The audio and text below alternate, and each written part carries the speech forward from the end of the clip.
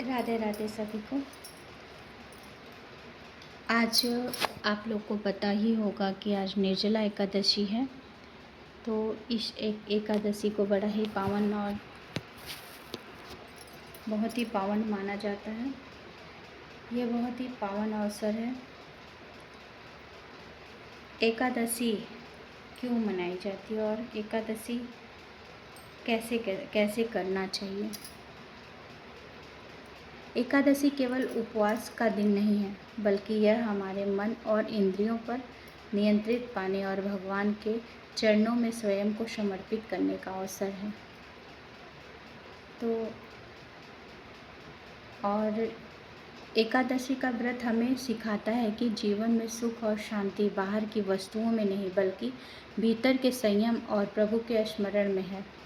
जिस प्रकार एकादशी का व्रत हमारे शरीर को शुद्ध करता है, उसी प्रकार भगवान विष्णु का नाम और चिंतन हमारे मन के विकारों को दूर कर उसे पवित्र बनाता है।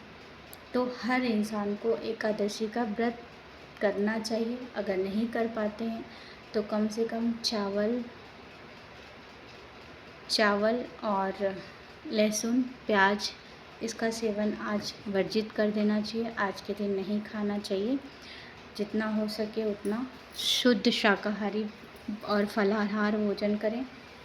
अगर आप निर्जला का व्रत नहीं रह सकते हैं तो फल फ्रूट खा के आप अपना ये व्रत कर सकते हैं। जिस प्रकार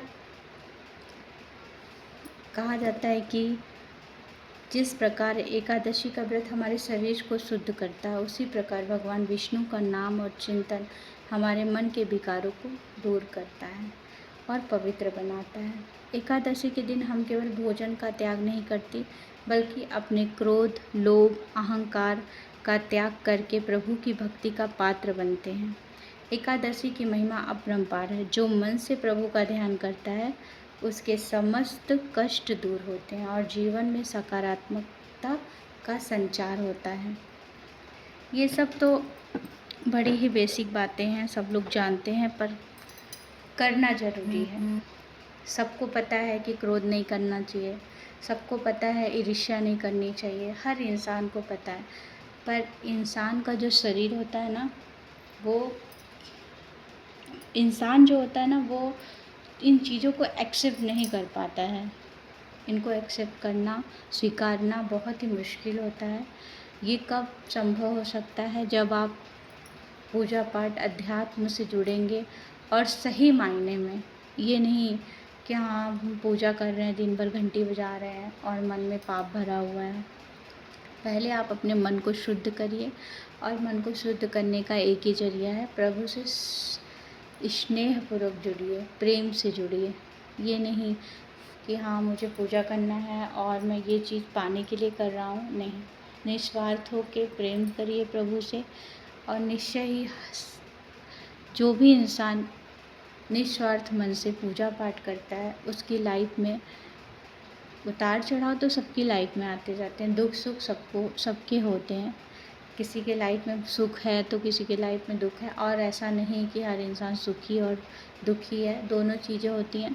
बट उससे घबराना नहीं है, क्योंकि प्रभु हैं, सब संभालेंगे, सब देख लेंगे। तो उन पे छोड़कर उनके सच्चे मन से भक्ति, पूजा पाठ करना और सही आचरण रखना अपने जीवन में सबसे ज़्यादा ज़रूरी है। अपने आचरण को शुद्ध बनाना। आप जितना नियमबद्ध होंगे ज़िंदगी में, उतना ही आपके लिए सब कुछ अच्छा होगा। Positive thinking give a positive result. Everyone understand. Okay, Radhe Radhe. Thank you for watching my video. Please Radhe Radhe लिखिए और कमेंट करिए आपको मेरा ये भक्ति का प्रेरणा कैसा लगा। कमेंट में हमें लिख कर बताइए।